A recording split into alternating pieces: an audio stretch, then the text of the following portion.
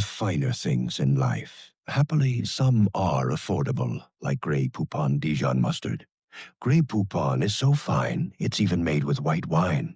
Its original French Dijon recipe adds distinctive flavor to beef, pork, and poultry, salad dressing and sauces, and of course sandwiches. So enjoy one of life's finer pleasures. Pardon me, would you have any Grey Poupon? But of course. Grey Poupon. It even has wine. That's you. But of course. Of course. Give us that line again. Pardon me, would you have any Grey Poupon? Still got it. You got it, Craig. You still got it, man.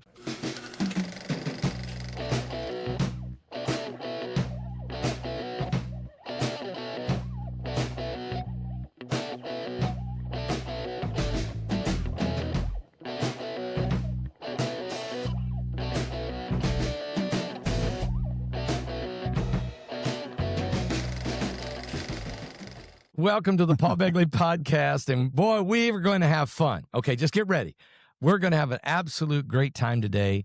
We're here in the studios here in Wildwood, Florida, of course, the home of Freedom Fellowship, and it's great to have in studio one of the legends of all time in Hollywood, and my son, Paul Begley Jr. from Seattle, Washington, but with us also from right here in the Villages. One of, if you remember the Grey Poupon man, then you will know Craig Lidler. So let me just swing the mic to both those guys and let Paul do the bio here. Well, thanks, Pastor. Yeah, it's great to be here. The first time we're doing a live, everybody live, no strings attached virtual interview. And it's great to meet you, Craig, finally in person. Right? Yeah, it's great. We had Craig on, I don't know, maybe 30 episodes ago, kind of when we were first starting this thing out. Yeah. But we had to test it out with him first because he was the perfect guy to test on. Right. Sounds like my career. If it failed, we just blame it on him if it fails. Instead, it was a highly successful. Yeah, good. I hope so. Yeah. So I wanted to give a brief intro here. If you guys have been following the podcast for a little while, you've seen Craig before. It's not going to be a redundant interview. We're going to get more into the background of Hollywood with Craig. So today we're honored to welcome back to the podcast seasoned actor Craig Lidler. Craig has a career spanning over 5 decades in television, film, and theater. He's best known for his lead role as Jason in Jason of Star Command, and he's also made memorable appearances in The Love Boat, Dallas, Wonder Woman, and The Dukes of Hazzard. Beyond the screen, Craig's journey began in musical theater, leading him to Hollywood, where he became a familiar face in both drama and comedy. He even delivered the now iconic Grey Poupon commercial line, which I don't know if I'll ask him to do it today, but maybe he will. Oh, of course. Pardon me. Today, though, we're promoting his new book that just came out, Craig Lidler, Legacy of an Actor, My Life and Times in Hollywood. We've all got it. Which tells his extraordinary story of life beginning in Syracuse, New York, taking on early jobs as a cowboy, a lifeguard, and a part-time alligator wrestler. What? Alligator wrestler? Oh, man. Well, the one time by accident alligator wrestler. I'll tell that story. Okay. Crazy. Well, actually, that's a perfect place to start, Craig, if you would tell us this. Yeah, I mean, how in the world do you wrestle gators? I mean, that's dangerous. Well, yeah, what happened was I first of all, let me just start briefly at the beginning. I was born in Syracuse, New York in 1941, and I lived there till I was 12 years old. A great family, mother, father, brother, and sister, great family. We moved to Vero Beach, Florida in 1954 when I was 12. And we had a wonderful life there. Became a country boy at that point. I was working as a lifeguard and working at McKee Jungle Gardens, where I wrestled the alligator, and as a cowboy for a couple of years and some construction. So I was doing basic waiter. I was a waiter and a bun boy. And explain. I'm not even going to ask that. I'm not even going to ask what that is. I got to tell you that.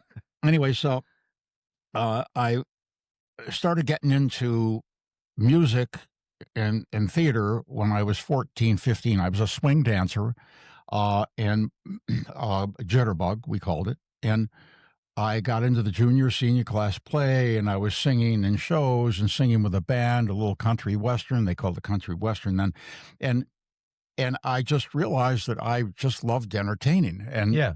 none of my family had been in this. Well, my grandmother had. She was a lead singer for Isham Jones back in the late teens and 20s. Wow. But so I got involved in all that, and I ended up doing the Theater Guild play, a couple of them, and one called The Heiress, which was quite popular there. And the director of the guild was Gene Davis, and he said, "Craig, I think you should go to the American Academy of Dramatic Arts and pursue a career because I think you're very good, and I think you could do well." And I thought, well, I said to him, "Well, you know, you, I'm going to become a professional actor." I mean, I was like 18 years old, and I was just, or 19. I was stunned, you know. Yeah, Going, well, that guy said, "I don't know about that." And he said, "No, I think you do very well." So he applied to the American Academy, and sure enough, I got a letter back for a scholarship, and they gave me a scholarship. Okay. And based on the first year, they would renew the scholarship for the second year. So I did that. And well, anyway, during that time in Vero Beach, when I worked at the Jungle Gardens, we were cleaning up the water lily pads, this other young man and I, and that was part of our job, to get in waders and walk in the pads, in amongst the pads, and cut them and clean them out, clear them out. And we got about 10 feet from this little bridge where we were crossing over to do the work, and he looked at me, Sylvester. He looked at me and said, "Craig, get the gig." And he was just staring straight ahead. And I looked, and I said to Gator, he went, "Yeah." I was looking right at him, and I saw these two beady eyes looking at him, probably 10 feet away. And he said, "Get the gig." So we had this 10-foot gig on a bamboo pole, and a 4-pronged gig used for just that thing. And he'd come in from the maze, from the jungle, that night before, and he was killing the ducks and everything. So I gave him the gig. Now, he was the quarterback for the black football team then. Of course, then it was all segregated. And Yeah, great young man, great quarterback, great athlete. And I handed him the gig, and he took it back and threw that thing, and it went down in the water and up into the gator's neck, and it stuck right in his neck. Wow. And he grabbed the pole, and he's doing this and trying to bring it to shore, and he's trying to step out of the waders and in onto the shore, so he handed it to me. That's a handoff. That's an actual handoff. Yeah, Here, you're right. deal with the gator. I'm going, "This ain't football. Don't give me that thing. Then I don't want that brick." So anyway, he handed me the pole, and I finally got him doing this with a pole and getting the gator on shore, and he's about maybe 3-4 feet from the end, or 5 feet from the end of the pole, and it snapped. The pole snapped. The pole snapped, and he dropped right at my feet, hit me with his tail. Down I went, right on top of him. He's about, I think we measured, he's about 4.5 feet, 5 feet. It was pretty big. Yeah, that's a big gator. Big enough to hurt you. Definitely. And I just was like, I didn't, I was a strong kid though. Yeah. And so I grabbed him by a front leg and a back leg, grabbed him by the snout, and I got one, and we're rolling because they do that death roll. They do that We're death on the roll. ground. I'm doing this. Finally, I get on top of him. We hold him, and Sylvester went in, and he got a noose and put it around his snout, and we tied his snout up and dragged him into the gator pond, which I used to clean. Yeah. With 10-foot gators in it. Yeah, It was great. and, Crazy. and so the funny thing was, there are the tourists had just started coming in. It's probably 7:30 in the morning, and they're looking at taking pictures. And I thought, they think this is a show, and my heart's going like this, and I'm going, "Oh my gosh, you got to be kidding me!" So anyway, and we put him in the pond, and he stayed there for the rest of his life. Lived in the pond. As far as I know, probably old. He's older than I am. And then I went from Vero Beach, and of course, lifeguarding and all that. I went from that to, at 20, just when I turned 20 years old, to the American Academy of Dramatic Arts.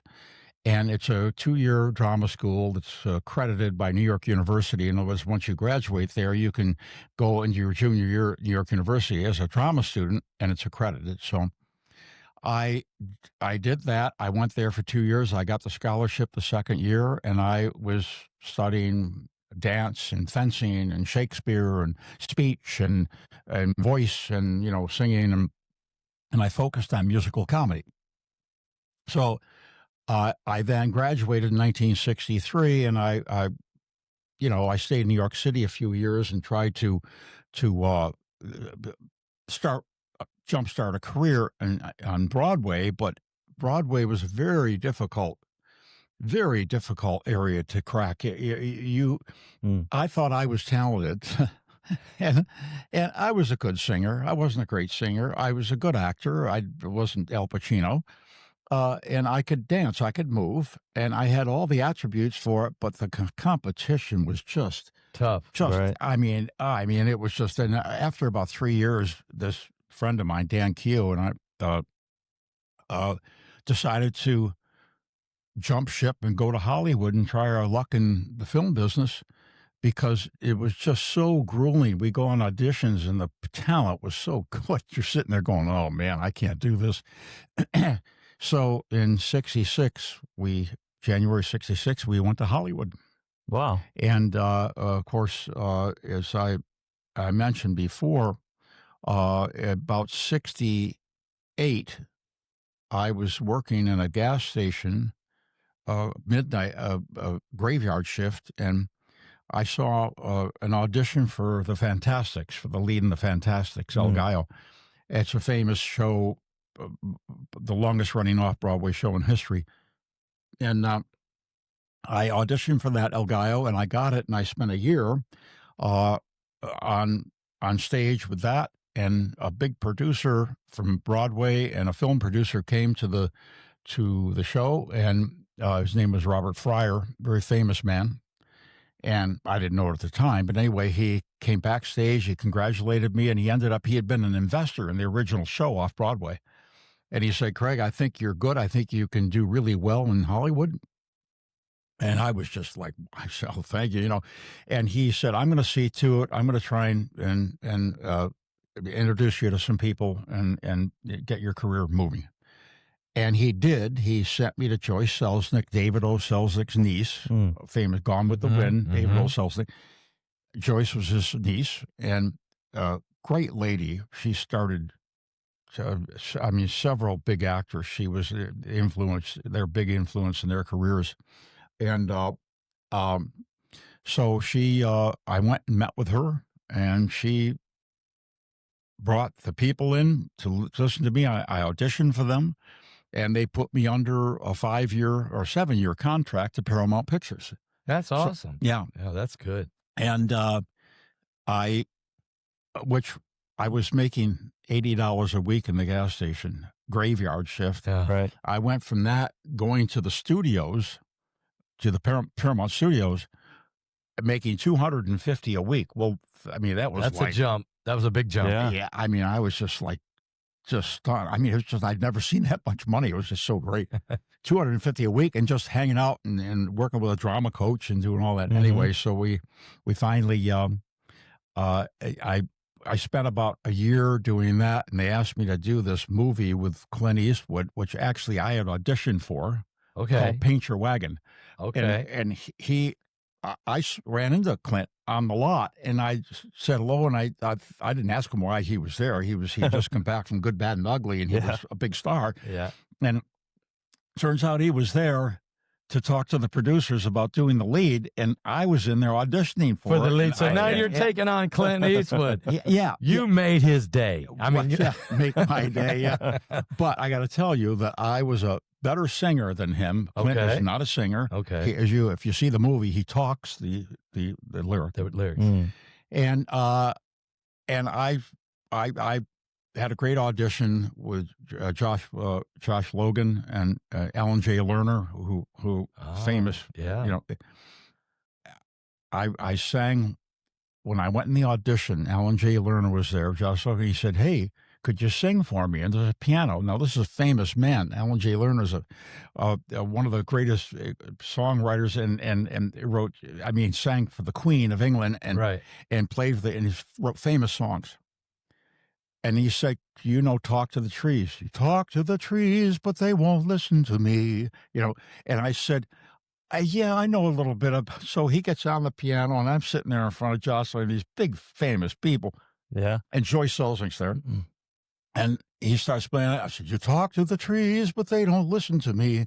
And I went dead blank. Oh, no. And he's at the piano looking at me going, he said, Craig, don't worry about it. I went up in one of my songs in front of the Queen of England, and it was my own song. So he said, anyway, they got up. I read. I didn't get the movie. Clint did, and I was offered a small part, a 5 and under, they call it, 5 lines or under.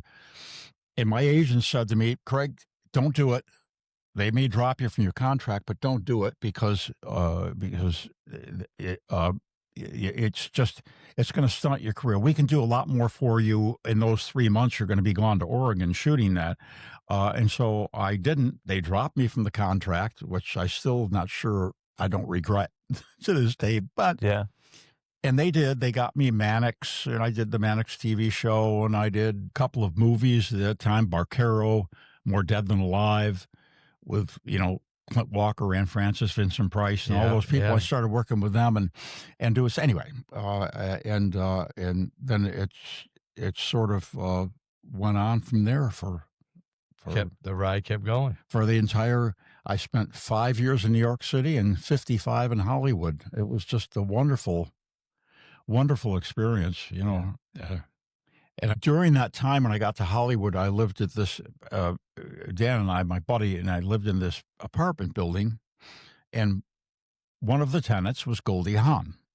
Okay. Well, Goldie was just trying to get started. She was just another kid. She was a dancer, and she wanted to do chorus on Broadway. And she ended up in Hollywood too. And I told her, I said, well, we're a long way from Broadway to be doing some that. But anyway, Juliette Prowse had a show, a musical, come to Hollywood, and they were doing it. And we all auditioned for it. None of us got it. But Goldie then suddenly got this opportunity for Laugh-In. She'd done this other little gig that got her some recognition, but not much. And anyway, they put on Laugh-In, and they were so unhappy with her and her performance that they were going to drop her. The word went out that they were going to drop. She was only a guest star at that point. Yeah, They were not going to bring her back. Well, the audience started writing letters by the thousands. They loved her because what she was doing was when she got her dialogue for the skits, she would mess it up. Purposely. No. She just couldn't remember. She couldn't remember. So she just couldn't remember, and she'd go, and that became that famous giggle of hers. Sort of like Judy Holliday. Yeah. And it made her a star. Messing up on Laugh-In. Messing it up. She made her a star. Now that's Hollywood. That is a classic. Man, that is Hollywood. I'm telling you, you just never know. You asked about Tom Selleck. Tom Selleck. Tell us about that. I mean, you competed a little bit with Clint Eastwood, or whatever. But Tom Selleck. I mean, you guys were friends, right? Yes, we were. You still are. Yeah, we were friends, and we auditioned. We auditioned against each other a lot because Tom was 6'3", I'm 6'4", and Sam Elliott. We all went up for the same. Oh, Sam Elliott too. I forgot. It's the same era. And Sam was a friend of ours, and we all auditioned for these commercials and things. And it was just, I mean, it was really, really fun. Of course, none of us were known at all at that point. And I think I told you the story, but I was driving down Sunset Boulevard by Whiskey A Go-Go. It's a famous corner in Sunset just before you enter Beverly Hills. And I ended up having a home right above that up in the hills as I got more successful. It was great. In fact, I owned David Jansen's mother's home. Oh, really? That's where we lived. Wow. My wife and I and my kids. Anyway, so Tom drives up next to me, happens to hit the stoplight right there at Whiskey, same time as I did. And I rolled down my window and said, Tom, he said, hey, Craig, how you doing? I said, great. How you doing? I said, he had a script on the wheel. He's driving. And he's looking at a script. And I said, what do you have there? And he said, oh, it's another pilot. He said, I'm the king of the unsold pilot. He had done 9 of them, and they all failed. So this one was called Magnum PI. And I said, what is it? He said, Magnum PI. Oh, it shoots in Hawaii. And he said, I don't know. I have to go to Hawaii and live there for a while. And I said, Tom, at least the studio's behind you and you got a shot. I haven't read for a pilot in a year. So good luck with it. Well, to the audience, you know what happened from there. I mean, he suddenly, a few years into that, became this big star. And of course, he is to this day. Yeah. And it's just, again, the point of that story is that you just never know. I did a pilot called Code 3 about 3 emergency room doctors. I was one of the stars of it. The studio loved it. They actually booked it, put it on the air Tuesday night at 7:30 or 8:30, I think, on ABC. And they called me when I was up in Utah, and they said, your show's on. It's on the air. It's been booked for a Tuesday night. Well, I was just thrilled. Oh, you had no idea that we were going to show it. Yeah. You never know. A pilot, they run it, and you don't know what's going to happen. Oh. They said they liked it. They're booking. They're putting it on the air. I thought, I've got a series on the air, man. This is my break. This is your break. I swear to you, this is a true story.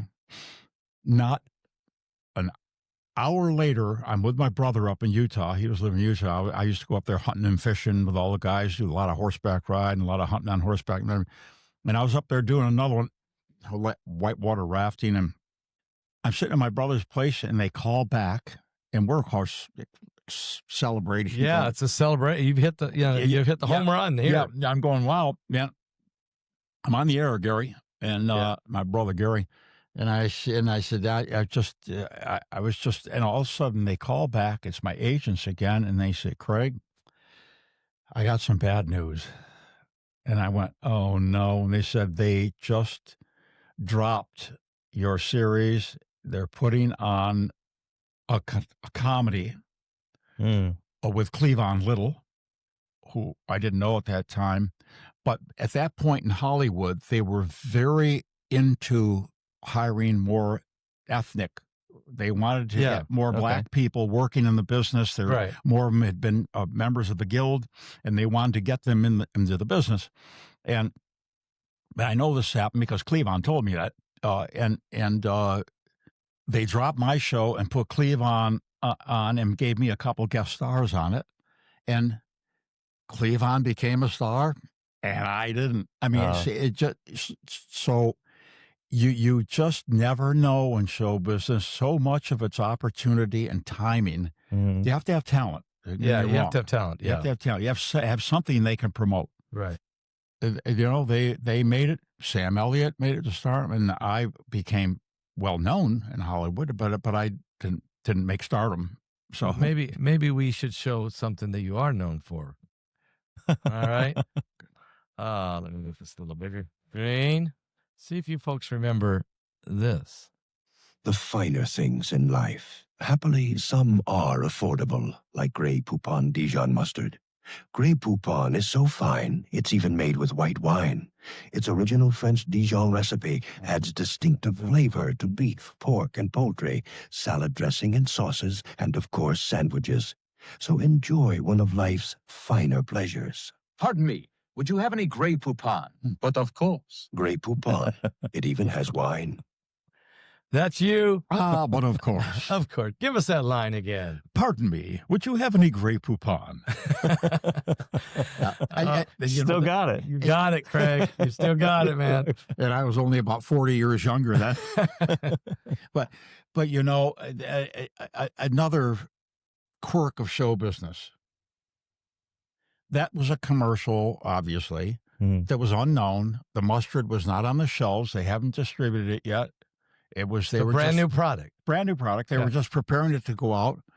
It didn't come out on the shelves, the gondolas at the stores for 9 months, maybe something like that. And I thought, another commercial. I did 170, I think, plus written 170 commercials, most of them national, some very famous. And this one, I thought, I'm going to make a few $1,000s and have to shoot and it'll never run because we get paid on residuals and commercials. Every time it runs, actor gets a check. So I thought it'll never run. It never do anyway. It'd go nowhere. It's not going to happen. And I called my mother, was working at Publix out here in Florida, and I said, Mom, do you see a Grey Poupon on the shelves? She said, no. I kept saying that month after month, no. And all of a sudden she called me and said, well, it's on the shelves. Well, actors make most of their money in residuals, as I said. That ended up running for 13 years. Wow. Off and on here and there. Yeah. But they kept renegotiating with me, and I probably made $200,000 to $250,000 on that one silly commercial. On that one shot. I shot for 2 days. Yep. And it ran for 13 years. I mean, show business is so weird and quirky. You just never know. Yeah.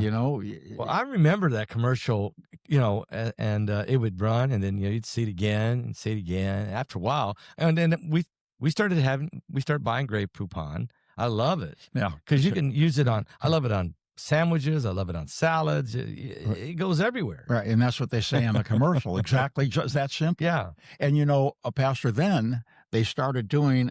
Paul, they started doing other versions of it. Yeah. After 2 or 3 years, they still ran mine, but they did other versions, and they were never as successful because what they didn't understand was the simplicity of that. Saying it, and the other guy in the Rolls Royce, it works in sandwiches and salads, and he's eating. And Grey Poupon, pardon me, Jerry, Grey Poupon, the bottle sits on the right in front of the can. Right. Real simple. It's simple. Then they started doing goofy things and trying to make comedy skits out of it. And, keep it simple, stupid. Keep it simple. And I wrote them and said, hey, I'm still here. I can do it. We can say Grey Poupon then and still popular today with the same actors. And they blew you off. Right. Yeah, they blew me. But they did hire me the next time they made it and put it on the Super Bowl, which was one of the last things I did. Some 30 years later, they hired me as a sort of a glorified extra. Oh, I didn't see that. A remake. Yeah, it was the one where they were driving through the golf course and crashing and everything. And, you got to get that and put that on the show. Yeah. Edit that in here. Yeah, Okay. But I'm in a rolling shot that you can't even see me. I'm playing a golfer in it. And I was so upset. I went home to my wife and I said, honey, that was the most embarrassing because that was my big spot. It was famous. Right. And they knew it. They knew it. And they all were talking to me, oh my gosh, what was it like when you first did that? And then I end up an extra, basically, and I was not happy. I did not. You should have been featured in that. You should have been featured. I can still say it. Pardon me. Would you have any Grey Poupon? Right. Yeah, you could have done it. Everyone would have remembered the voice. They would have like, remembered that's the guy. Yeah, that's the guy. He's still with us. That's right. That voice. He's got that voice. They missed out. I think they definitely missed out. Yeah. But I wanted to go back to the story, Craig, you were telling about Goldie, Hawn, and this all kind of ties together about, the Goldie Hawn thing. Really, to me, it sounds like they saw authenticity in her messing up, which they ended up, making her a big star out of that, promoting that. But you had mentioned, how many commercials did you say? Because it's listed here in your book. I was just kind of looking through. Well, that's most of them. About 170. 170. I did, and many played on the Super Bowl. Yeah, which is awesome. If that happens. Yeah. I think about 6 of them ran on the Super Bowl, and of course some of them won Clio's, which is like the Academy Award of commercials. So yeah, but Goldie, I mean, that's just a classic Hollywood. What happened there?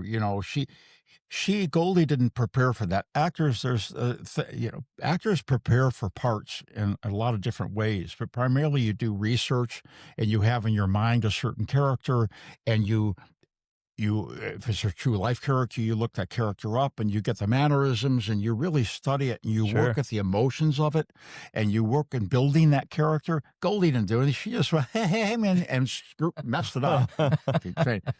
And it made her a star. So, yeah, well, that's what worked. Yeah, that's what they wanted at that point. Yeah, and then they decided they had liked it so much, they made her a regular and wrote it around that. They told her, don't ever get it right. Always. Yeah, don't ever get it right. Easy prep work for her. And I thought, wait a minute, here I am busting my neck trying to get this thing, get these characters down. And I must say that I was successful, Paul, somewhat. There were parts that I did more research and did a better job as a result of it when I did, like Laverne and Shirley, when I did that guest star as Laverne's boyfriend. Right. It's called New Year's Eve, 1959. That's the segment if people want to look it up. And I really worked on that Midwest, hey, Laverne, Laverne, you got to watch, get New York. But I tried to get more of the Midwest. I was in it. It worked well. It was one of my favorite segments, one of my favorite shows, as a result of, of that, of working that hard on it. So it was very rewarding. But you other actors prefer. Yeah. Goldie went on to a big acting. She won Academy Award. Yeah. Oh yeah. And was for Cleo. I mean, Emmys and. So she learned to do that, and she became very good. I never ever thought Goldie would be a big star. I just didn't. I mean, I knew Laughing to Go, but I had no idea that I would watch her at the Academy Awards accept an Academy Award. Wow. I was sitting there going, "Wow, Yeah. you got to be Yeah, kidding." because you and her and some of the others were, basically living in the same area there, just trying to scrape by and make it. And everybody trying to get hanging out with her, knowing who she struggling, was. yeah. Thinking, how in the world did this happen? all struggling. Yep. But Goldie was and I ran into her many times. She became a bigger and bigger star. I lost touch with her, but I ran into her several times after that, and she was always just as darling, just really a nice girl. She was a nice lady, and she's really fun to be around. Yeah. She's a good girl. Yeah. And Tom's a great guy, Tom Selleck. Yeah. Sam's a little more moody, but Tom Selleck's just the sweetest guy. He's just is brought up very well, the religious family, and he didn't drink, didn't swear. And I mean, the guy was just a good looking man. I mean, the guy was intimidating. He's still a good looking guy. I see. He's doing those reverse mortgages things. Is he? He's doing commercials on reverse mortgage. He's still out there doing it. Yeah. He just, then, and I have that picture when I go off doing book signings. I have a bunch of pictures of my career on the table, and one's with Tom Selleck out socially with my ex-wife. And, even my ex-wife was all like, oh, man, she's all Google over. Tom was such a good-looking guy, but he was real kind of mellow, though, wasn't he? Unassuming and mellow. Oh, yeah, very, very cool. I mean, this book, folks, is incredible. You got to get a copy of this right here. Craig Lidler, The Legacy of an Actor, My Life and Times in Hollywood. Correct. I mean, you were Gorton Fisherman. Yep. You were the lead role in Star Command. Yeah, Jason of Star Command. Right. Yeah. And then you were Frankenstein a lot. I was Frankenstein's monster. Yeah, and I've seen there's pictures in here in the book. But can we play Gorton? Because I mean, you are the original Gorton Fisherman. Well, no, actually, Denny Miller of Tarzan fame was the first one. I took over from him. But you played Tarzan too. No, you took over for Tarzan. I took over for Tarzan. That's hard to do. Denny Miller, and he was, and he did it for several years, and then I took over and did Gorton's, and had to grow the beard, and I think that's a good look, Craig. Let's look at this one because Craig hide the face. Let's look at this. I think this is before you even grow the gray beard and everything. Check this out, guys. This is here's Gorton. Wait a minute. Take that back. Give me some sound too. Wait. That's not mine. Oh, that's not you? No. Who is that? That's the new guy. That's after me. Okay, I'm glad you brought that up. Get rid of that.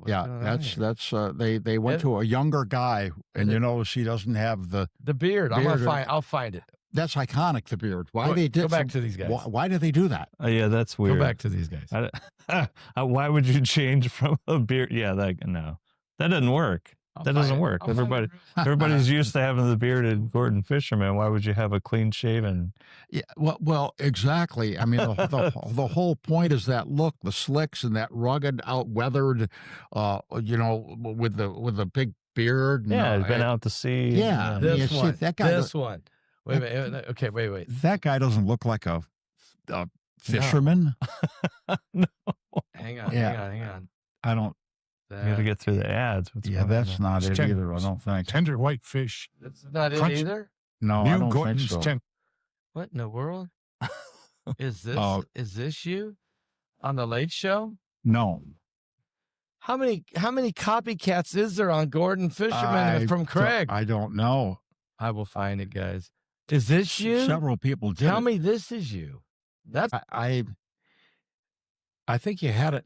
Oh, no, he's the best looking one. I know. Where is he? No, that ain't it. No. You got white hair, all of the white hair. That's Denny Miller right there. That's okay. Wait, there I am. that's think. you, right? I think.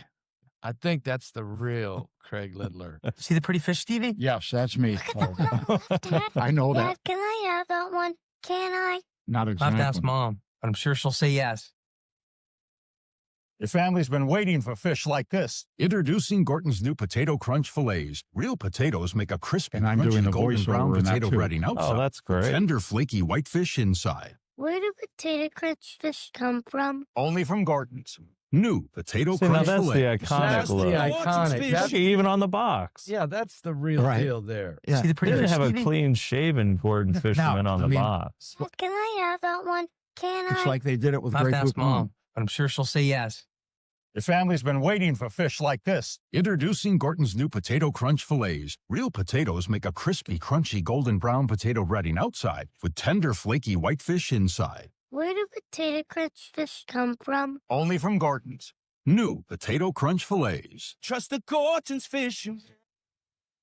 The real deal Yeah. right there. Yeah. You are Gordon's Fisherman. Yeah, he's even got on all the- these imposters they're trying to He's pick. even on the Exactly. box. He's on the It's not a box. clean shaven dude on the box. Right, exactly. And I didn't get residuals for that. You should have got residuals yeah. on the box. Well, no, that's an image on the box. That's not any of the actors. That's a drawn image. And then you became the Right, actor we of just the became- drawing. Right. Right. It's like when I did. But you made it. I mean, you made Gordon's Fisherman. Yeah. You made.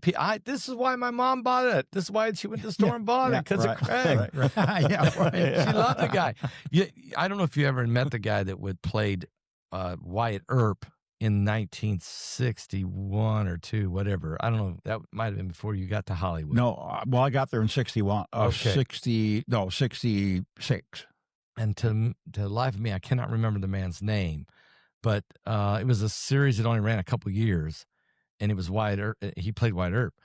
But my mom loved the guy so much that she named me Paul Wyatt Begley. Oh, But it's not after Wyatt Earp; it's after that guy. But you probably met him. You got to, when did you get to Hollywood? 68. I went 66 to Hollywood, Yeah, and but I was working as a car parker. It took me a couple of years to get going. Okay, look, can we go back, Paul, to Yeah, to when he was in Broadway, when he was early in 63? He met President John F. Kennedy and Marilyn Monroe. Can you tell that story? I mean, Yeah, absolutely. And again, back to New York. This was 1963.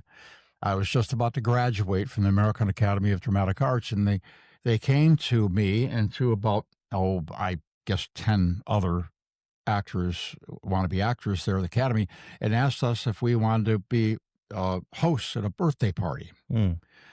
And I said, okay. Now, and they said it's for somebody well known, Okay. and on Park Avenue at the Waldorf Astoria. And I Nice. said, oh, That's wow, nice, okay. yeah. Mm-hmm. And they gave us these whatever colored jackets, and we looked real upscale and official. And so we went there, and it was empty, but it was right as you walk in the entranceway into the Waldorf Astoria and up these stairs, and there's this foyer mhm. and a balcony above it up here, and on the sides they put bleachers either side of that stairway, and all of a sudden, I went and I was there for several hours and nothing much had happened. They were just sort of preparing and telling us what to do and where to stand. And I was right here at the stairs. And then the other kids were like this and around.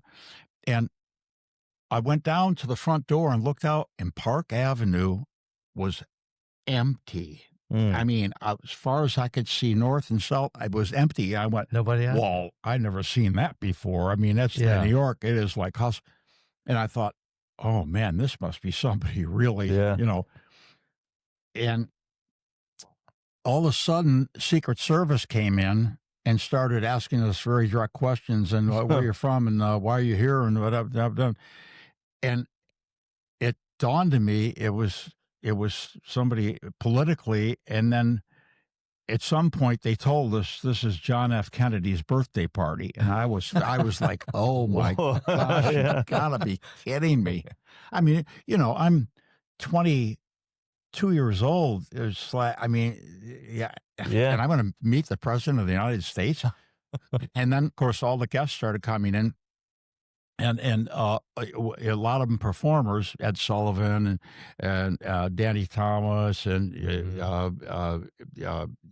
Ann Margaret, you know, and all these celebrities were going to sing and perform and do stuff for Kennedy. And all of a sudden, I'm expecting him to come in the front, up the back entrance, up the back of the building. He comes walking in through with Bobby Kennedy and Pierre Salinger. Wow. And they go walking up, and they're sitting right above me up here, maybe 10 feet. Yeah. I mean, you know, it's just a little balcony Yeah. up there. I mean, and I remember looking up, and he's chewing on this big cigar, which of course he loved to do. JFK. Good Yeah. looking man, nice, Yeah. and he was sort of hunched over. He had this sort of bad posture, and he instead of sitting straight up, and very tanned. And anyway, they all performed, and I'm sitting there just before they started the activities. And this lady, I think I told you this lady was sitting right next to me, elderly lady, about my mother's age, just the nicest, sweetest lady. And she said, hi, what's your name? I'm Craig, and Craig Littler. And she said, what are you doing here, Craig? I said, well, you know, American Academy, I want to be an actor, but she said, oh, that's how sweet. And I said, and so why are you here? She said, oh, my husband's is one of the performers. And I said, who's your husband? She said, Ed Sullivan. Well, some of the audience, you're young, you're not going to know. Ed Sullivan was very famous. He had a very famous show. There's a theater in New York City called the Ed Sullivan Theater, Right. where the Beatles first came. Right. And it was just amazing. She was just the sweetest lady. And I said, oh yes, I know who Ed Sullivan is. I know who he is. And of course he was backstage. And then they all came out and said things and did comedy routines and sang and did stuff. And then all of a sudden, it's this red or black screen, curtain, I can't remember. And this pin spot comes on it, and out walks Marilyn Monroe in that tight sheath dress, you know, Right. just tight like a Band-Aid. Right. And and she walks out, probably 15 feet from me, and sings "Happy Birthday to you, Happy Birthday to Happy Birthday, Mr. President." Well, you know, it's famous. It's a famous thing. And I'm standing there looking at her, and I'm going, I can't believe I'm looking at Marilyn Monroe and John F. Kennedy, who was a famous president. I mean, he was one of the most charming, famous presidents of all time. Right. And so she finished. That was the closing act, and down he came, and he stands, and Paul, sitting right here, that's John Kennedy.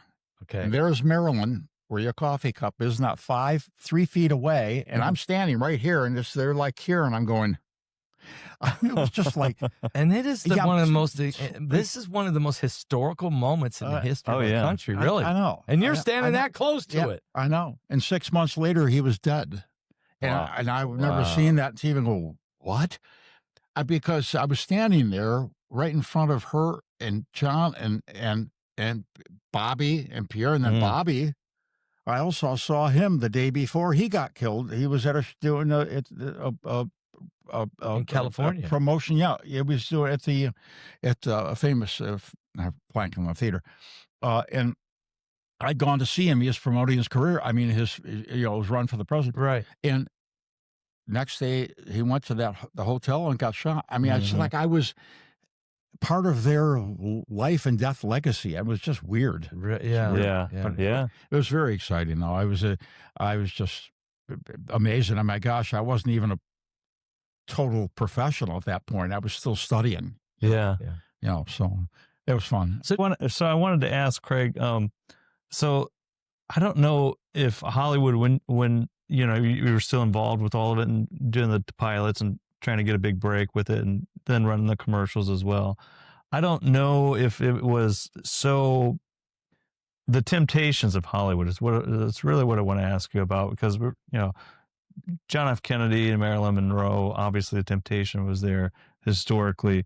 How were you able to avoid the temptations while you were in Hollywood? Good question. Well, one of the reasons, Paul, I think, is that I, again, never achieved celebrity star status. When you get into more of the celebrity star status, even the beginning of stardom, you get exposed to the more of the underbelly of Hollywood. And the underbelly of Hollywood is not a pretty picture. I can tell anyone in this audience who is planning on going to Hollywood to become an actor or actress that you've got to keep your values and your morals in check, or they're going to use you and abuse you. And I'm telling you, it's all right here. If you have to be prepared to not sacrifice, I told my parents I would not change. I would not change my name, which I didn't. They wanted me to. There's just so many devil worshipers in that underbelly, so many evil pedophile, just awful people. Now, mind you, not all Hollywood. A lot of them are very nice. The people I knew were very nice. Even the ones that became stars. They weren't part of that I know of. But the Playboy Mansion and all that, I had many, many chances to go to the Playboy Mansion. I never did. And I thought, and people always ask me, why didn't you do that? And I thought, well, it just was so, not that I was some prince. I mean, believe me, I played in Hollywood as a young man. I was single and I was, dating and I was playing. But I just didn't want to get into that black sort of twisted underbelly. And I knew it was there because you heard the stories, and I didn't really experience that much of it. But I saw enough and was approached enough that I knew I had to maintain my upbringing. And I was just a young country boy from Vero Beach, Florida, and I wanted to maintain that to a certain degree. Right. I didn't want to become one of the Hollywood underbelly, and so I just made an effort to avoid it. There were things presented to me that I thought, and I, drugs and all of that, which I admittedly did play with myself, but almost everyone did in the 70s, 60s, 70s. And I fell into that, but I got out of it quickly. And I just never got to the point where I would be disappointed in myself for my behavior. So you kept your upbringing, right? It created a moral standard that you decided, there's certain lines I am not going to cross. Right. My mother and father, Pastor, they always said, Craig, stay who you are, be true to yourself. They brought me up very well, very disciplined. My father wasn't afraid to use that white belt on us. And my mother didn't, but my mother was a lovely lady, lovely woman. And my father was a good man. He had some issues. And they just, I always saw them when I was confronted with things. I always saw my family and my brother and sister, and I thought, no, I'm not going to be something different. I'm going to have the morals and the character and the value I have. I'm going to keep them. I can do this and still keep them. Right. Well, so, Craig, so I wanted to ask you this. This is an important point too. because so Pastor had just mentioned about your moral upbringing with your parents, right? I mean, that usually follows most people throughout their life. And in your case, it shows, you were able to avoid the temptations of Hollywood, which I'm sure was very easy to do, especially as a young man. Was your upbringing, was it a Christian household or more? No, No, okay. no. I'll try and brush through this quickly. Sure. But my grandfather, who lived in 99 and a half, was from Czechoslovakia, and he came here on the boats, and he learned English, and he learned to be a salesman for insurance salesman, and he used to pay us, Gary and I, 5 cents every Sunday if we'd polish our shoes. Before we went to church. Okay. And we went to a Presbyterian church. Uh-huh. And I didn't connect. I mean, I was 5, 6, 7, 8, 9, 10, 11 years old. I didn't connect to any of it. As I recall, a lot of it was in Latin, and they were doing, and it was just over my head. And I was just sitting there going through because I was getting paid 5 cents to shine my shoes. Yeah. Yeah. But that bought a lot of candy and a movie. Yeah, movie was 10 cents. All the popcorn and candy was about 5 cents, 15 cents. You had a heck of a time. So, and this is 1945, 46, 47. And I just, I just followed my parents' lead. And my parents, as wonderful as they were, great people, they didn't ever continue to pursue that in our lives, and we weren't going to do it at 5, 10 years old. Mm-hmm. And when we moved to Vero Beach in 54, I was 12, and it ended, Paul. We just never went back to church. My father had a drinking problem. He was trying to get on top of that. He was working hard jobs to keep the family together. My mother was a city manager's secretary, and they were just real basic, and everything was focused on that. We were focused on the beach. Yeah. And getting to the beach and doing the silly party things you did in 1954, which wasn't very bad. Mm. I just never, we never followed after that point. We never followed it. We never stayed involved. My daughters went to Catholic school, junior high and high school, and I agreed with my ex-wife then to put them through that. And it was pretty expensive. And because I knew it was a good education. And so I agreed with her. They went through those years in Catholic school. And I think to this day, they're believers in God, but I don't think they're Christians. Okay. I don't think they follow Christ. I don't think they've given themselves to Christ. I am asking them now to do that. I send them passages every morning, and I have for a year or two. My wife sends them I send them to my daughters, and they are responding some. They're saying good, positive things. Good. And yes, Dad, and they were so shocked when I became a Christian. And I'll briefly get into that. Hollywood, the Christianity did not fit into Hollywood when I was. That was just not part of the deal. Yeah, right. Nobody would dare say it because they'd be blackballed. I think it was just no. This is party time. Do your cocaine and shut up, and so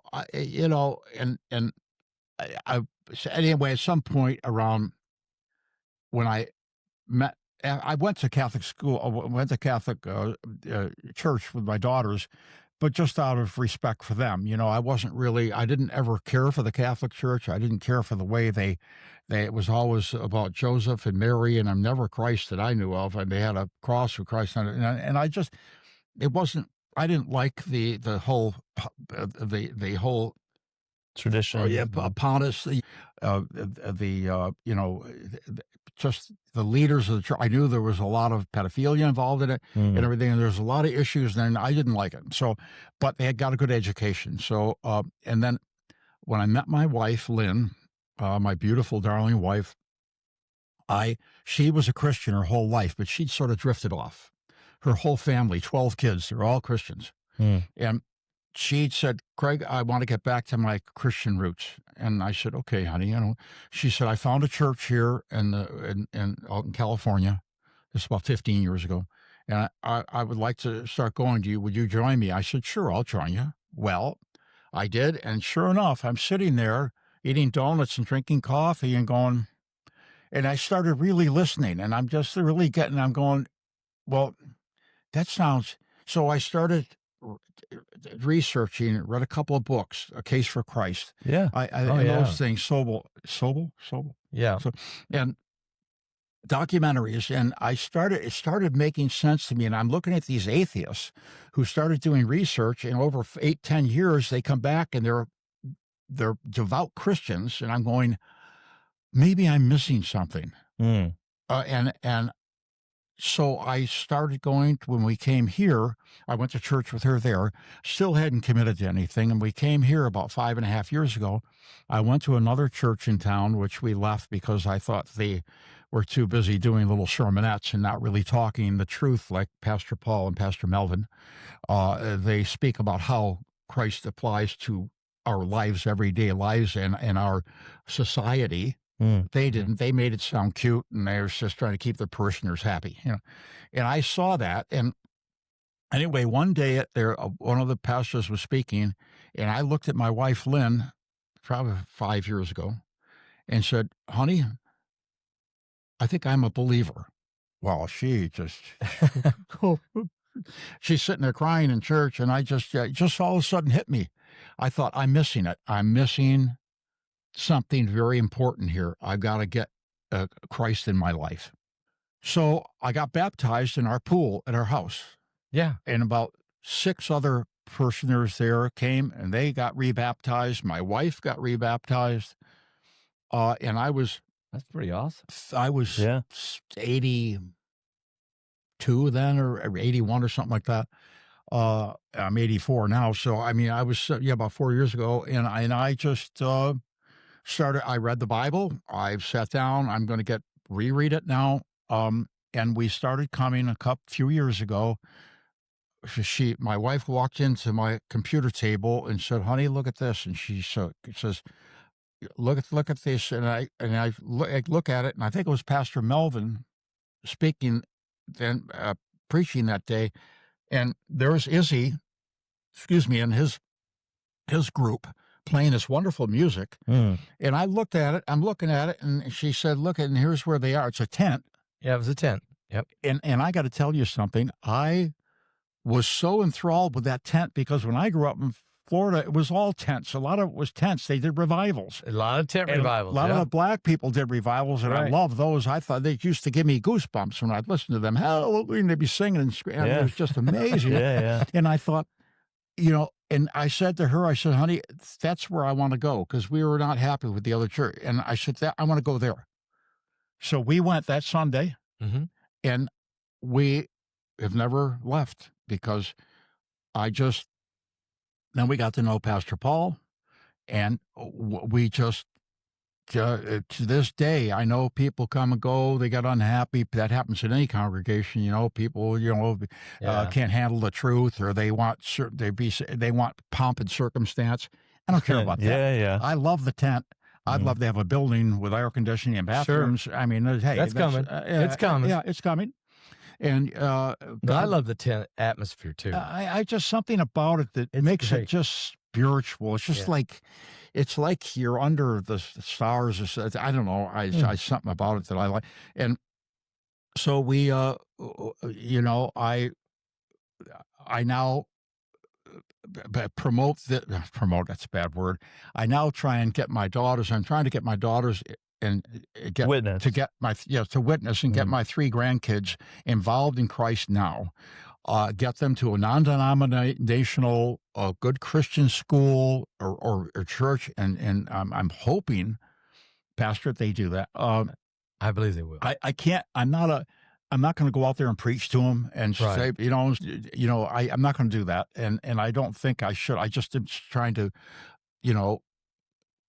be a witness and say, hey, here's what it is. And I've told them, they were stunned when they heard I was become a Christian. They went, what? I was on the phone, Yeah, on FaceTime, and FaceTime, and they were like, "You have got to be kidding me!" They're going and they're laughing and they're saying, "Dad, you were an atheist." I said, "No, I was never an atheist ever. I was an agnostic. I had never ever said I didn't believe in Christ or believe in God. I just didn't know. Right.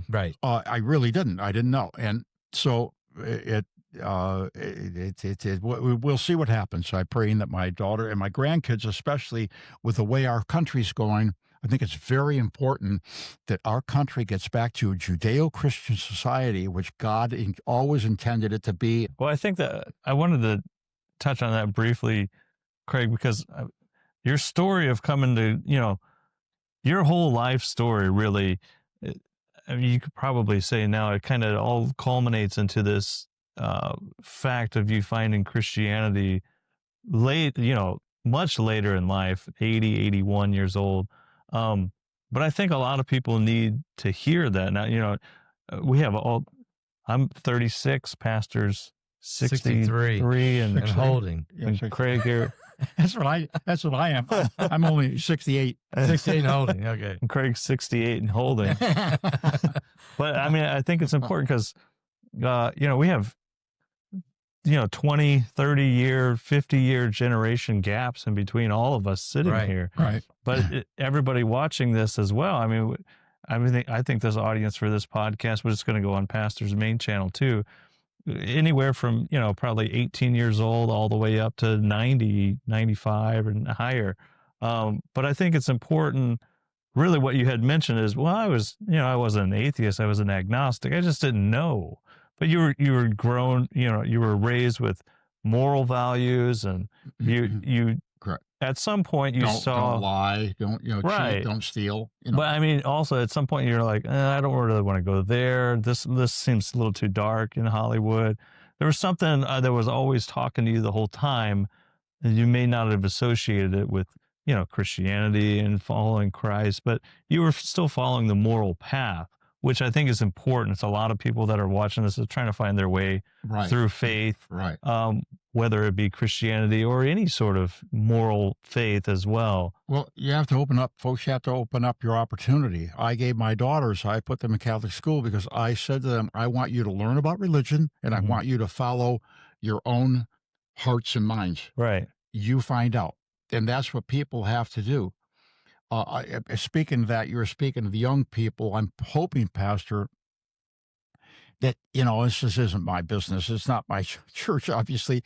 But I'm hoping that AC, the new pastor, and some other people will start not promoting, but go out and be witnesses to young people. Right. We need to get younger people. Our congregation is so elderly that I'm hoping and praying they'll get some youth program going so that we get because there's a lot of young Christians now with with Charlie Kirk, a lot of great young Christians now. And boy, I'd love to get them in our church here. Well, that's and bring them in. You bringing this up. We're getting ready to have a big turning point event here under the big tent. Exactly. And I can't wait. And part of it was, I know we've been waiting for once we get the building built to create the youth program, but I don't know if we can wait around all day. We got to get moving, don't we? Yeah. Even for the building's built, let's go ahead and let's start the youth program. It makes my heart just jump when I see young people come into our tent, and they're 8, 10, 12, 15, 17, especially teenagers and 20s. Yeah. I sit there and I go, honey, to my wife, man, we need this. Yes, we need this. We need to.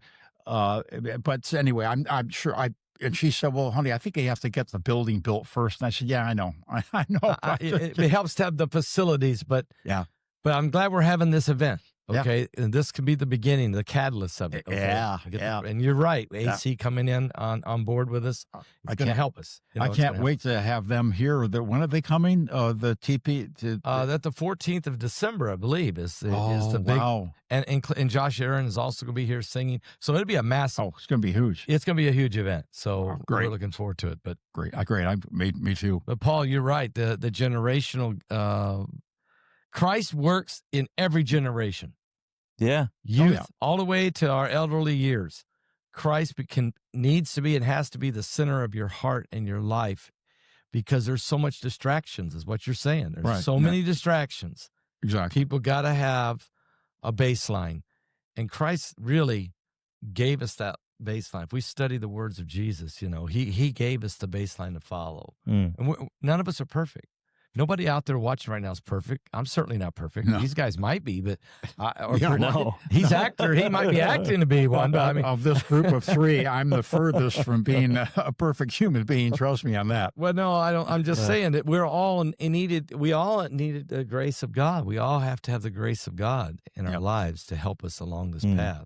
And Jesus is that answer. Yeah, it just makes me feel so good now to pray. I pray every morning and before breakfast, before dinner, twice a day, every day with my wife, every day. And we pray for all sorts of things. But I find myself, I'll go out into the pool or the hot tub or something, and I'll be sitting there alone and being quiet, and I'll pray. Yeah, I just and I never even would dream of doing it. and it feels good. It feels really good to communicate with Christ, with God, and say, here's what I'd love to have happen. I'd love to have my grandkids come and follow you, and I want to be a good witness to them. And so it's. I never thought I would do that. I never thought in my life, and by the way, Paul, I didn't do this to make sure I got to heaven. Never even entered my mind. Right. I didn't do it for ulterior motives. I did it because I felt it. Yeah. I just felt my heart open up to it, and I said, Craig, you've got to. People my age typically won't change, and I may have made an effort to change in several things, and Christianity was one of them, and I could not be happier that I did. I mean, the odds of someone being saved, giving their life to Christ in their 80s is almost impossible. I'm going to tell you, it's less than 1%. A lot of people don't even make it that far. They never even lived first that of all. long. Yeah. All right. No, exactly. Yeah. Exactly. And then to make this change is incredible. I mean, really it is, okay? And then to see someone like yourself not only accept Christ, but pursue him. In other words, I Right. want to know more about what this means. I want God to be in every day. I want him in my life every day. And I want to share that with others. And I want my children and my grandchildren to know who Jesus is, and to help coach them along a little bit at a time with grace. This is a big life change. Yeah. I mean, it's huge. Very much so. But like you said to me, well, it's never too late. It's never too late. Yeah. And I know I'm one of the few that probably at this age make that transition. But I think you can't. And I can think of a few of my friends that are just stuck in their lives. They're just stuck. They're not going to change. I mean, it drives me nuts. They will not they will not change. They could not make change. And I've made many changes here in my 70s and 80s, which I think you always have to be open to that, Right. to grow to grow, That's and right. certainly to bring Christ in your life, because I think it's so important for our youth. And I wish I would have done it earlier in life. But it's, I remember when my brother died. In my arms, my father and my brother. It's always fun.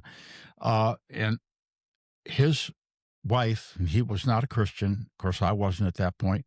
And his wife said, I want to bring a pastor in to give Gary last. I said, well, fine, that's fine with me. There's a whole bunch of the family there. And this pastor came, and he said something over Gary, and he was in and out. And I think I said, Gary, shake your head if you understand. And he went, and so I'm praying that at that point he gave himself to Christ. And I mean, that's not too late. That's not too late. Right. If he didn't say it because he couldn't speak. He could, but he nodded his head. He understood it. Yep. Yes. Yeah. So, and when I became a Christian, I look back on that too. Oh, and I got to tell you another one. Okay.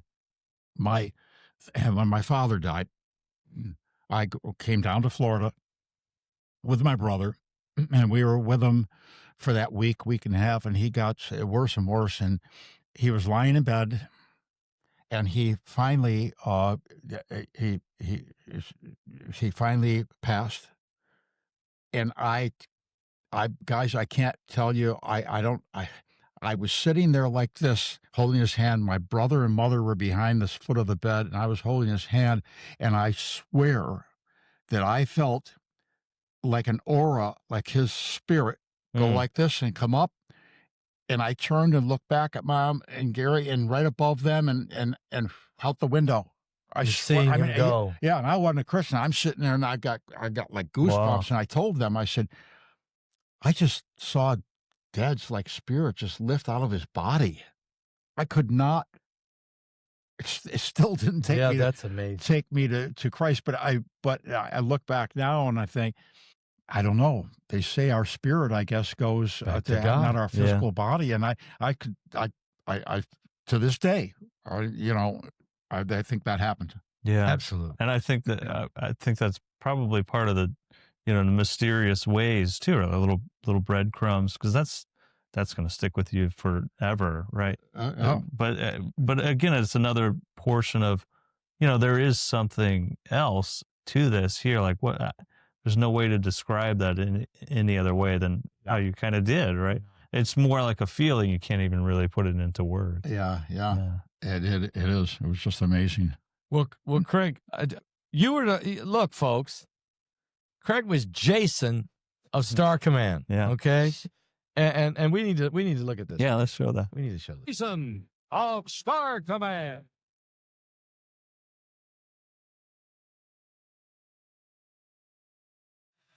That hurt, by the way. There you are. Did that hurt? Yes, it did.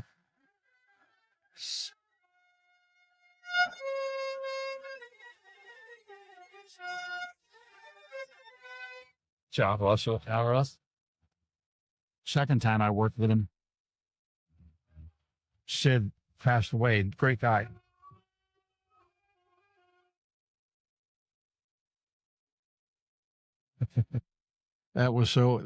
Yeah. I mean, By the way, that's where I get most of my fan letters. I just got one.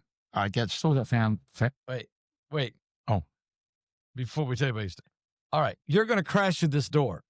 Right. No stunt double here, right? No. Didn't use them then. I did all my Was own this a stunts. one take here to go through this door?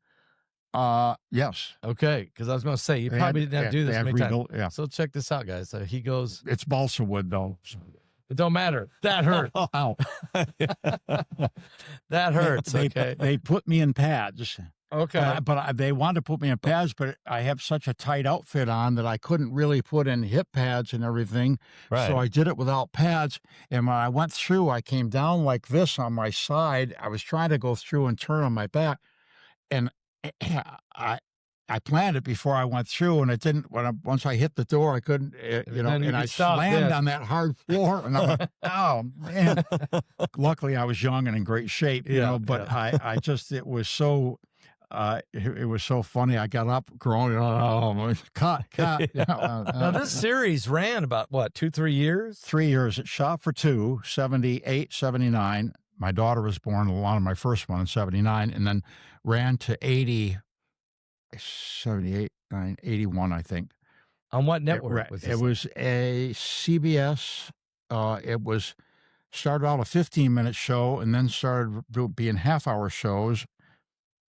And then it was 8:30 in the morning. So it was a children's show, basically. But CBS. I've got to tell you that the production value of that show was really advanced. People ask me that all the time when I do podcasts or I do interviews, which I just did one recently. What that was like working with that, because, when you work with animation and you're sitting there acting, which is another acting issue, and there's a monster there. The monster's not really there. You're looking at a Klieg light, or you're looking at something that the director's saying, look right here. And I was looking there, and then they later put the animation in. Their animation was really sophisticated for back then. In that time period, And People and Wiki, the little robots I used, they broke down all the time. It was such a pain in the neck. They cut, and Wiki broke down again, and that happened all the time. Little robots. That was that little robot I have in my belt, Yeah. And anyway, it became quite iconic. I mean, it's really a classic. People still, young people, write me all the time. I've watched all of Jason. My whole family has, and this was. I was 38, 37, 38. I mean, Here's a long. picture. Here's a picture of it again. As there he is. So 40, you're 37, 38 years old. Great shape. Yeah. Yeah. Well, I worked out at the gym every day. I mean, all my whole life. So I was always staying in good shape. Yeah. Well, I know my granddaughter. We watched the first 3 episodes of the first season of this series. Then she came back again to Florida, so we watched episodes 4 and 5. She's 21 years old. Oh, did you really? But we got into it and then start talking about that era because I was thinking, okay, I was in high school. I graduated in 1980, so I remember this was on television. I was older now. I'm not going to really watch children's shows that much back in then, but I remember it being on TV. I remember Saturday morning this being on television. Right. Yeah. So had no clue. Right. Who that one day I would meet you. I mean, no clue. You never know in life how things are going to work. and also in some little village in the Florida. The village wasn't even here.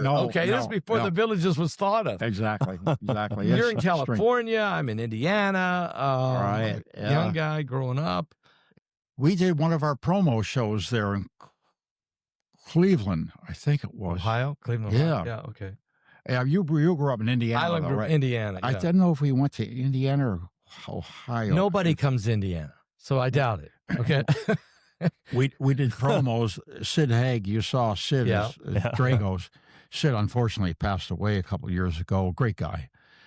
Big, tall, big, he had this great voice. We went off and did promos, and we went and did a circus. I think it was in, but anyway, cities, but Cleveland or somewhere in Indiana. And it was a whole circus. They had the 3 ring, and we started out with this and Jason of Star Command, the announcer said, like it does in the show. And I came out on center stage, the circular stage, and all the kids are screaming, and then we started this skit with Dragos, just not present at the time. He's just on his microphone saying, Jason, I'm going to, and we started doing this whole skit. Yeah. And so we did this, 5-minute skit, and all the kids just loved it. And they said, okay, kids, so you can go backstage now. Just line up and go backstage, and Jason and Dragos will sign autograph pictures for you. So they put us at a table back with the animals, and right to our right, probably 50 feet away, are the elephants. Well, I mean, you can imagine what it smelled like. and I looked at Sid. He was here, and I was here. We're signing books, and the kids are lining up and coming in. And I'm looking at this. I said, "Wow, that's amazing, Sid. I don't know about our careers here. We're sitting here by an elephant." I don't know where we're going. He said, "Well, we could always leave." I said. He said, we could always be that guy. I said, yeah, what, and give up show business? Like you said, and the guy's over there shoveling manure, and then we're signing pictures, and it smells like a urinal. I mean, it was just a straight, and you think, I don't know if this is exactly stardom, but we did sign a few pictures, so hopefully I'm going to sign some of these too. By the way, I have a book signing at all Booked Up, which is a bookstore here in the Villages. On the 15th of December, I'm doing the Writers League of the Villages, which about 2,500 people come to. It's all the authors. Oh, really? And I have a table. I'm going to be at the table and have selling my book with Lenny. I've done a senior living homes. I do one today after we finish this. Doing a book signing today. I'm going over to a senior living place to do it. I've done 3 or 4 of them, and I'm doing a newspaper thing. I'm going to do Barnes and Noble, I think. So I'm you're doing really and you're going to do on November if folks November 23rd, right here at Freedom Fellowship under the big tent. Craig is going to be doing a book signing, and you can meet him in person. and he'll sign the book for you, and you can enjoy the service and enjoy the atmosphere under the big tent, and then also the book signing that Craig you'll be doing. That's going to be exciting. Yeah, it'll be fun. Yeah. It'll be fun. Yeah, it's by the way, I did not write this to sell it. My whole point was not to sell a book. I never planned on it. I planned on a paperback, which this is, but I wrote it for my family, for my kids and grandkids as a legacy. I just wanted them to know what Grandpa had done. My daughters are well aware of it, but I wanted them to all have a book and have some of my history in it for my legacy. Then I started getting talked into it by the publisher and by another author, and they were saying, "Craig, this is a great story. You've got to publish this. You've got to get this out in front of the people." And I just decided maybe 6 months ago to start selling it. It took me 8 years to write this book. Wow, 8 years. Well, off and on. I know. I'd move homes, move to Florida, and I'd write some more. But my daughters kept saying, "Dad, you got to get this done before it's too late." I mean, you're getting up there in age. You got to get this thing done, right? And I did. I finished it, and I wrote it. I didn't have a grocer, and that's great. Trust me, I am not a writer. And my wife read it, and she's like an English major. I mean, she can write and read and everything. I mean, she's just really smart. Yeah. She said, "Craig, honey, it's a really good book. Really good book." Now, I had an editor go through it and correct it for me and everything. Right. Obviously, a professional editor. But I'm really proud of this because I am not a writer, and I think it's a good book about what it's like to be a country boy and a kid, and a country boy and end up in Hollywood. It's quite a tale. Yeah. Well, I was going to mention that I'm excited to read it, and I appreciate you bringing us some of the first copies of the book here. Yeah. But you mentioned I'm always excited to hear about somebody that said, "Oh yeah, no, I actually wrote it myself," because when you read it, it actually sounds it reads better than somebody who's like a ghostwriter, a ghostwriter or a distinguished author, because it actually comes from the heart and the story. I'm kind of comparing it to Matthew McConaughey's book, Green Lights. I don't know if you've read that before. No. Great book. It's just, he kept a diary pretty much since he was 18. And he just went back and wrote a little memoir about it. It's great. I mean, he's not a writer, but when you listen to it, it comes from the heart, and it's just stories. And that I was so excited the first time when we talked to you, Craig, about you saying that you were putting a book together. And I'm so happy now that it's done. I actually want to get into it and read it. I'm going to start reading it this afternoon. What I'm going to do. I don't know. So we covered, and then again, if you haven't watched our first episode with Craig, you can go back here on the podcast and find it, because we also talked about a lot of other stories that we didn't cover here today.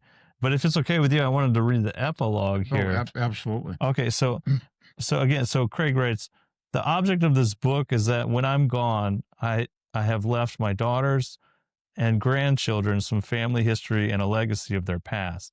I pray that when I pass on and meet my Maker, I have in some small way left a lasting impression on this world by entertaining people and being in God's eyes a good human being. My life has been a wild, exhilarating, and magical ride. I would change none of it. This is, except for a few $1 million that I left behind due to poor decisions." That's true. That's true. That being said, I have had a wonderful life with many blessings and few regrets. I pray I will be remembered as a loving father, grandfather, and husband. I love you all, and I will always have a place, and you will always have a place in my heart. Yep. Yeah. And that's something that I think to hire a writer to do your book, like you said, Paul, it just doesn't sound the same. When I went to my publisher, we went through edit, and he changed a bunch of things. He said, "I'm going to," and I had to have him change some of it back. Yeah. Because it just didn't sound like me. It sounded like him. I said, no, that isn't what you don't know my business, and you're trying to make it sound like, the innuendos and the subtleties of the business are such that you can't get somebody else to write it for you. It's not a Right. novel or something, Right. it's an autobiography. And so anyway, I'm happy that I've kept most of it the way I wrote it. Yeah. Well, 99% of it is just me writing. You writing. And then me editing and going back and forth. But you and back are, and- even though you say you're not a writer, as a professional writer, you are very gifted in your communication skills. Right. You're articulate, and you put that in your writing. And I'm sure as I'm reading it later, I'm going to be able to pick up on that real well. I can already tell by just looking what I have while we've been in the interview, but by listening to you, because you are good at reading screenplays, understanding how to do that with all your acting career. Right. And this is a kid that all but failed English. I mean, literally, I got a D plus in English because my English teacher was from Alabama. She talked like this, and Right. she would teach me English, and I go home. My parents say, "Why are you getting such bad grades?" I said, "I can't understand what the lady's saying. Yeah. I can't understand." Yeah. And I literally, and then years later, I'm writing a book, and then my father said, "I can't believe, Craig, when I was starting to make it in Hollywood and I was doing movies and stuff," he said, "I didn't think you were ever smart enough to memorize a script." Well, I was doing 2 shows at one time on the road when I was Wow. doing stage shows. I would be doing Oklahoma, and while we're rehearsing My Fair Lady, and we're performing one and learning the other. You know how hard it is That to would- remember songs and dialogue when you've got another show you're putting in your brain and you're trying to keep them separate? So you acted. I understand television. I understand commercial. I understand all the reshoots and everything I do in Right. movies. But to me, acting on stage Oh, in front of an audience, live, every night, Mm. it's a gruel. that has got to be the most grueling thing in the world. Well, Pastor, I got to tell you, I don't even know how you can do that. Yeah, theater is just amazing. Theater is a total different exercise than on camera, where they can cut and paste edit and- and right. right. They do it. That curtain goes up, you are on your own, and there is no such thing as going up. I could give the audience a few examples. I was doing in Las Vegas. I was doing Unsinkable Molly Brown, starring in it as Johnny Brown, a musical. Mhm. And it's about Molly Brown, who survived the sinking of the Titanic. Okay. She and Johnny Brown, Leadville Johnny Brown, Colorado, were miners, made a lot of money. She became famous in New York as a hillbilly celebrity. Went on the Titanic, survived it. They did a play. Well, I had just finished doing Carousel, Okay. in That's, LA. yeah, that's a big deal. and I did Billy Bigelow, the lead, yeah. and I sang in Vegas. We had a 30-piece orchestra out there, 500-seat theater. Yep. And I walked out pin spot on, and Paul Loudon, the conductor's over there, the orchestra, and he's doing, and I started singing, "If I loved you time and again, I would try to say." Well, that's the lead song from Carousel. And I'm doing Johnny Brown, and the orchestra, Yes. he's like this, he's turning around and going, You're singing the song from the other play. The musicians are going, what? I So swear. what did you do? Come on, this is a moment here. Yeah, You I'm- got to ad lib quick. I'm in front of 500 people, People. and I'm all alone on stage. I could give you another Spotlight's example on you. in the Fantastics, but I was so stunned. But you're a professional, and you have to learn. If a light blows and the glass, you have to focus. You can't stop. So he looked at me, and I looked at him, and I thought, "Oh, Craig, you're singing the wrong song." It's flashing like in my brain, and I got to tell you, they kept playing, and I went right into the song from Johnny Brown, which I can't today remember, because the first 16, 20 bars were exactly the same as "If I Loved You," which is the famous song from Carousel. So my brain, I just finished that show, it just went back to it. Yeah, automatic. But on stage, you can't yell cut, and redo it. You know? No, I mean, Hold on a minute, folks. That was the other play. Well, Let's right. start this over. Can't do that. Audience never knew Paul Loudon came. We did 2 shows a day, 6 days a week, and it was grueling. And Paul came to me at dinner in between shows. He said, "Craig, what was that?" Except he swore. What the heck was that? Yeah. I said, "Oh, Paul, I'm sorry. I started singing Carousel because it's hard to drop one and just snap into another." Yeah, right. I did that all the time on the road when I was on the road with Ann Miller as her leading man, doing Yeah. that show. That was just one show, so I could focus on that. But when you're doing summer stock theater like I did for 3 years, I did dozens of shows: Oklahoma, South Pacific, Bye Bye Birdie, My Fair Lady. I mean, I did a lot of shows, and you have to overlap them. So every couple of weeks you're learning a new show. While you're still on this show. Yeah, you're still on stage doing that one. And boy, I got to tell you, you wouldn't believe what happens. I mean, there's a lot of stuff that happens. The other actors looking at you going, Yeah. well, yeah, and you're like just saying something that they never heard of. But you got to keep going. It's an exercise in just self-control. Yeah. You have to stay focused. And mind you, as a kid, I was a lousy student. I was literally a C student. I was an awful student. I'd never, ever, I couldn't memorize a sonnet when I was in high school, the Shakespearean sonnet. They're about 4 lines. Yeah. I just could not. And I end up memorizing scripts for a living. My father said, "Craig, I never understood. I just don't understand how you did that, how you ever could do that." He was so amazed that I was, but that, yeah, theater is a whole nother exercise. I was doing The Fantastics, which is the show that made my career. I went from starring as El Gallo in The Fantastics, which was the longest running off-Broadway show in history. I went from singing that,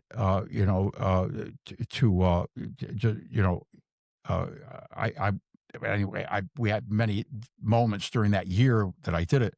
Mm-hmm.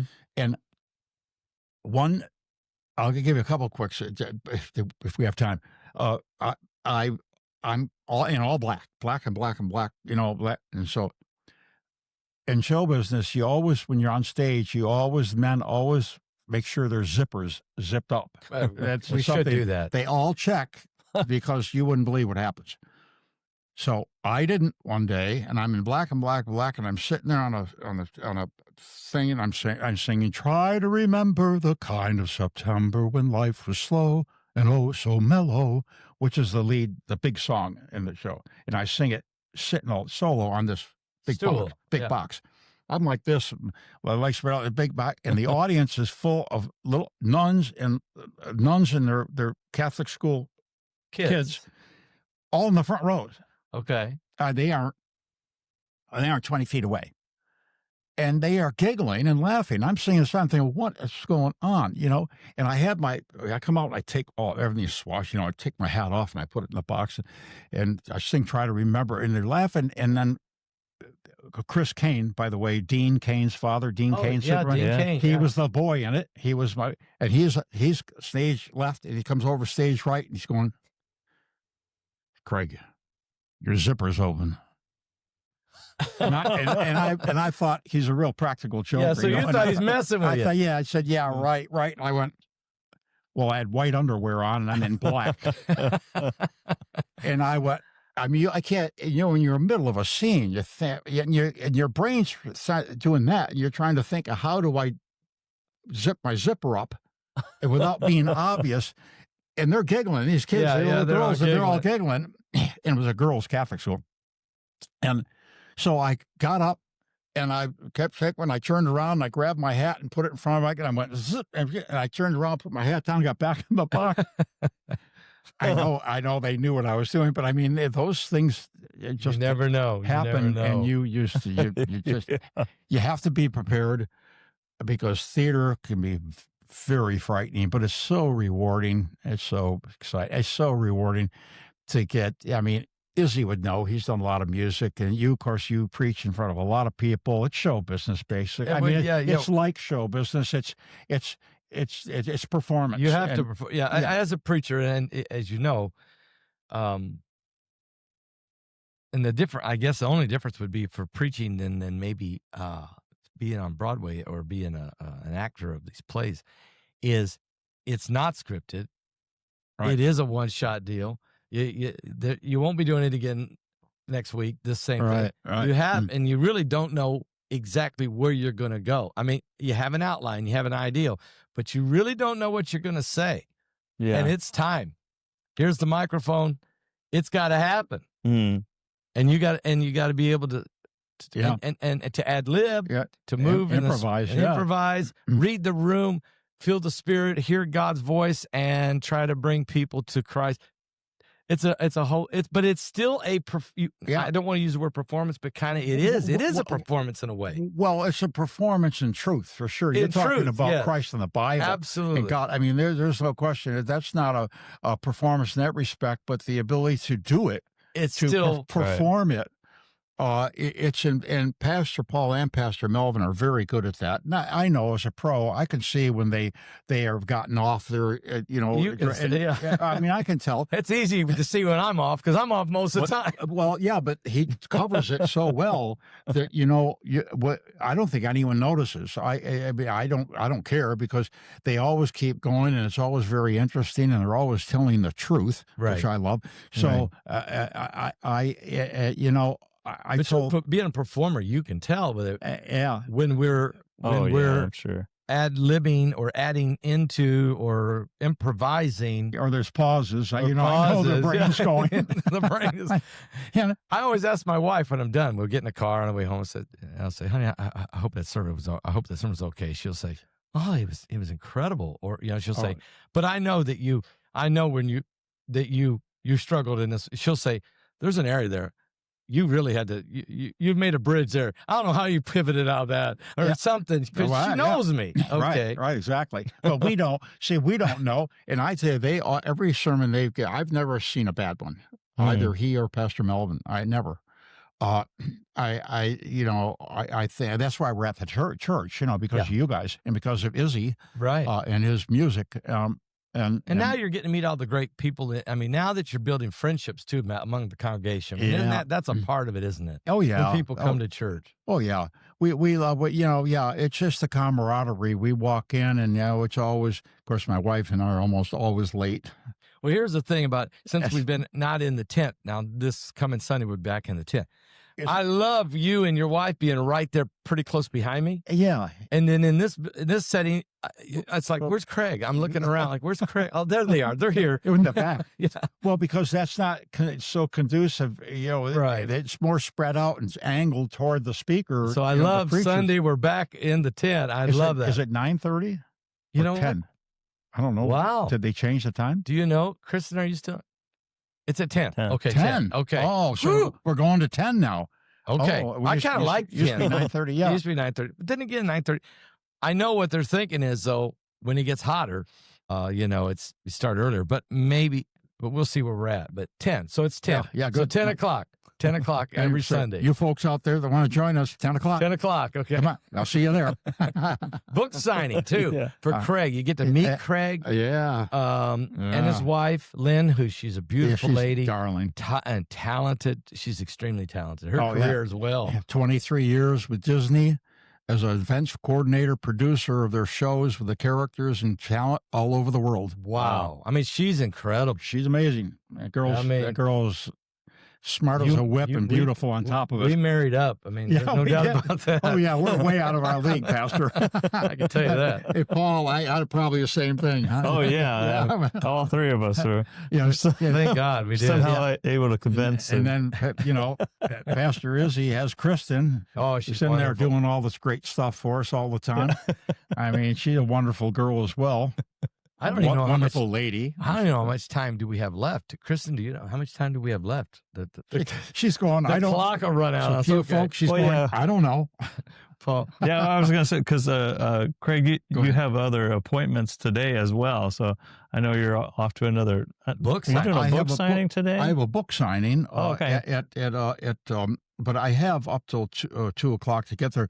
But it's a senior living facility. That's nice. Because I'm really doing. I don't sell a lot of books, but I tell them about the business and they see the pictures. And Yeah. it's really entertaining for them. I'm really sort of doing it. You're blessing as them. yeah.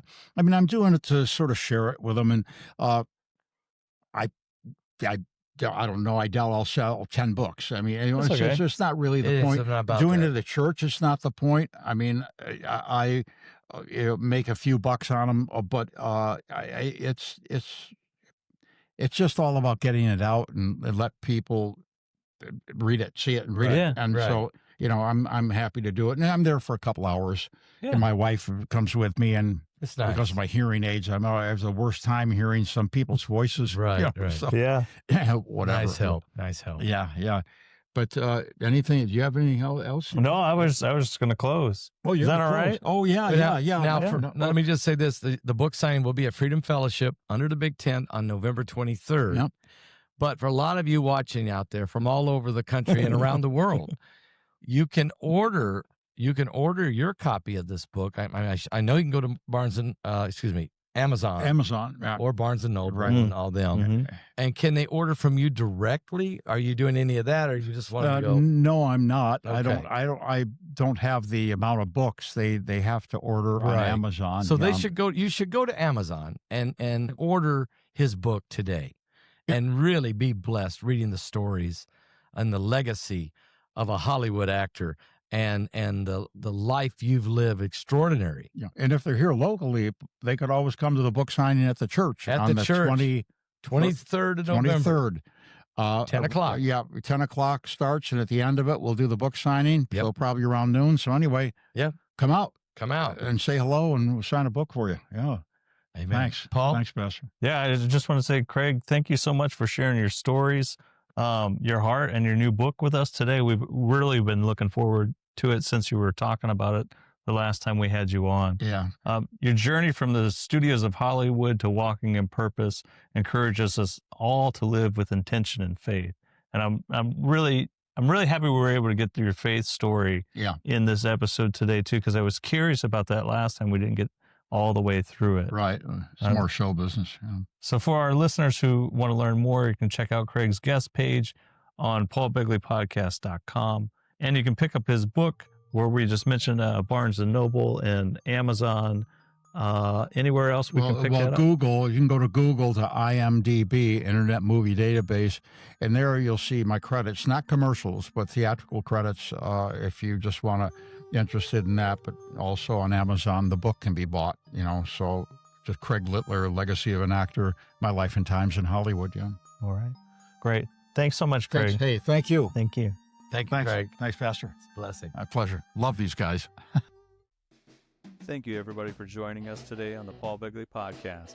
New episodes will be released every Tuesday on all major podcast streaming platforms. For a video recording of this episode, you can watch and subscribe on our YouTube channel at Paul Begley Podcast. Hey guys, we want you to connect with us. Follow us on X and Twitter at Paul Begley Pod. We'd love to hear your questions you want us to answer on the show. For additional Paul Begley content, go to our website at paulbegleyprophecy.org. If you've thought about it, we'll talk about it. Paul Begley Podcast.